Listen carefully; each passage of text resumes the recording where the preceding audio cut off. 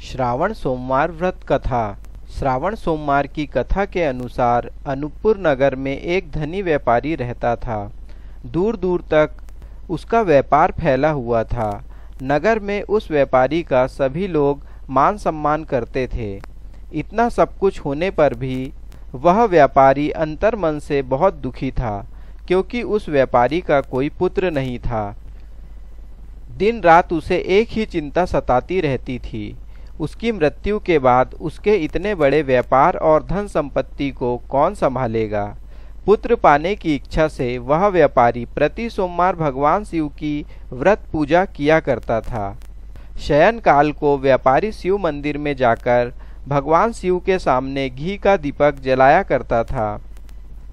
उस व्यापारी की भक्ति देखकर एक दिन पार्वती ने भगवान शिव से कहा, हे प्राणनाथ, यह व्यापारी आपका सच्चा भक्त है।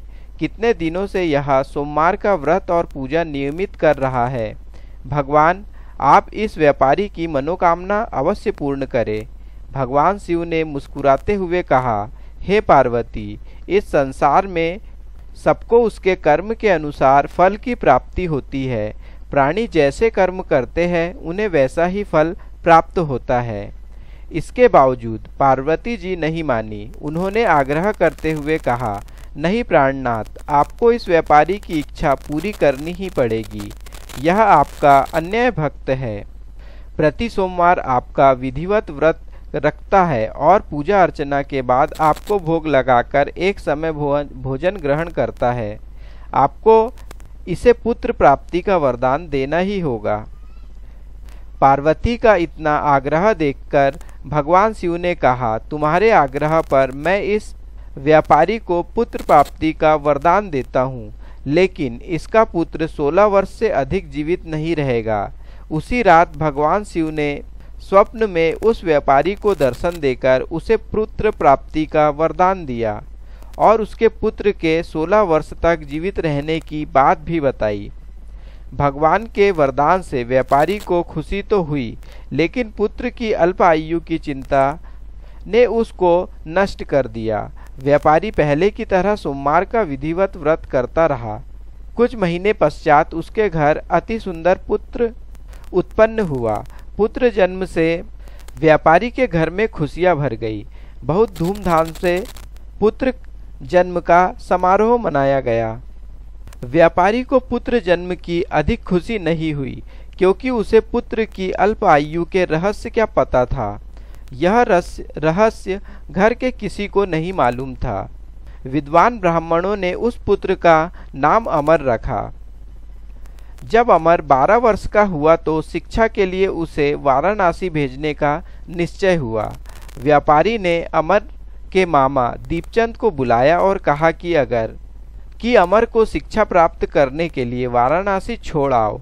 अमर अपने मामा के साथ शिक्षा प्राप्त करने के लिए चल दिया।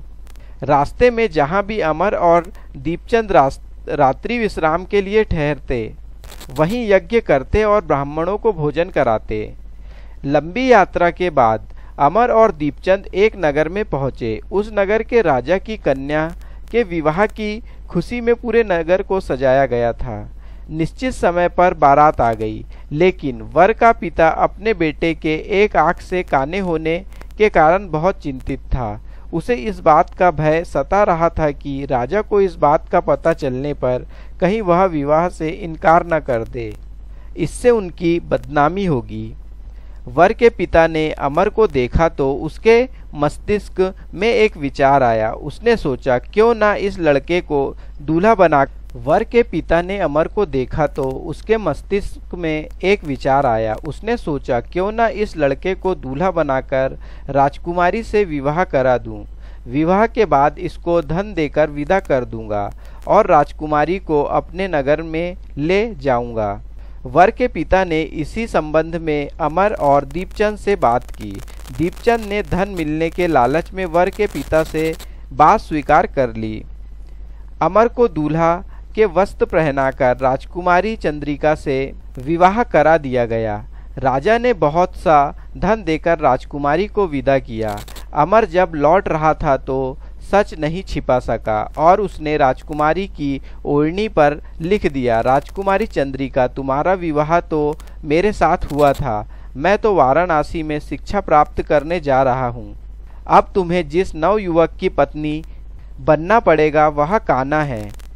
जब राजकुमारी ने अपनी ओढ़नी पर लिखा हुआ पढ़ा तो उसने काने लड़के के साथ जाने से इनकार कर दिया।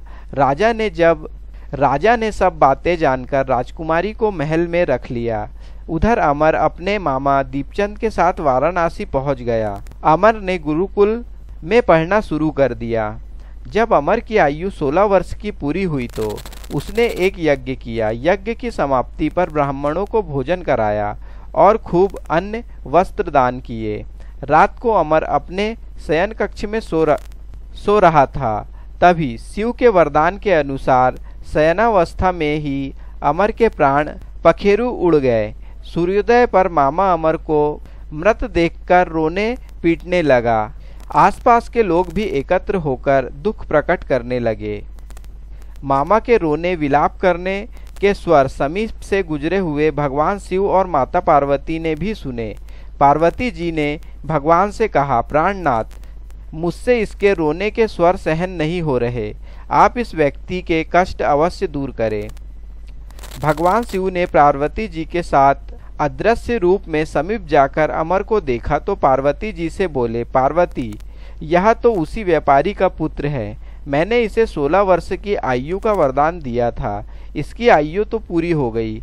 पार्वती जी ने फिर भगवान शिव से निवेदन किया, हे प्राणनाथ, आप इस लड़के को जीवित करें, नहीं तो इसके माता पिता पुत्र की मृत्यु के कारण रो रो कर अपने प्राणों का त्याग कर देंगे।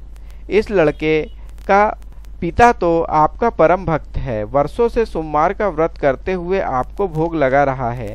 पार्वती के आग्रह करने पर भगवान शिव ने उस लड़के को जीवित होने का वरदान दिया और कुछ ही पल में वह जीवित होकर उठ बैठा।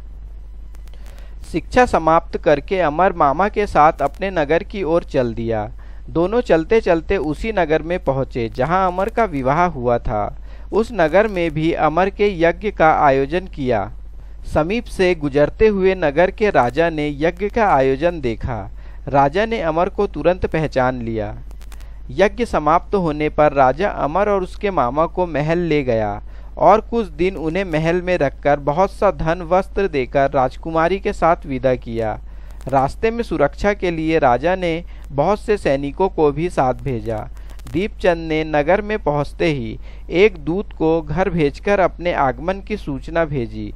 अपने बेटे अमर के जीवित वापस लौटने की सूचना से व्यापारी बहुत प्रसन्न हुआ। व्यापारी ने अपनी पत्नी के साथ स्वयं को एक कमरे में बंद कर रखा था। भूखे प्यासे रहकर व्यापारी और उसकी पत्नी बेटे की प्रतीक्षा कर रहे थे। उन्होंने प्रतिज्ञा कर रखी थी कि यदि उन्हें अपने बेटे की मृत्यु का समाचार मिला तो दोनों अपने प्राण त्याग देंगे। व्यापारी अपनी पत्नी और मित्रों के साथ नगर के द्वार पर पहुंचा। अपने बेटे के विवाह का समाचार सुनकर पुत्र वधू राजकुमारी चंद्रिका को देखकर उसकी खुशी का ठिकाना न रहा। उसी रात भगवान शिव ने व्यापारी के स्वप्न में आकर कहा, हे श्रेष्ठी, मैंने तेरे सोमवार के व्रत करने और व्रत कथा सुनने से प्रसन्न होकर तेरे पुत्र को लंबी आयु प्रदान की है। व्यापारी बहुत प्रसन्न हुआ।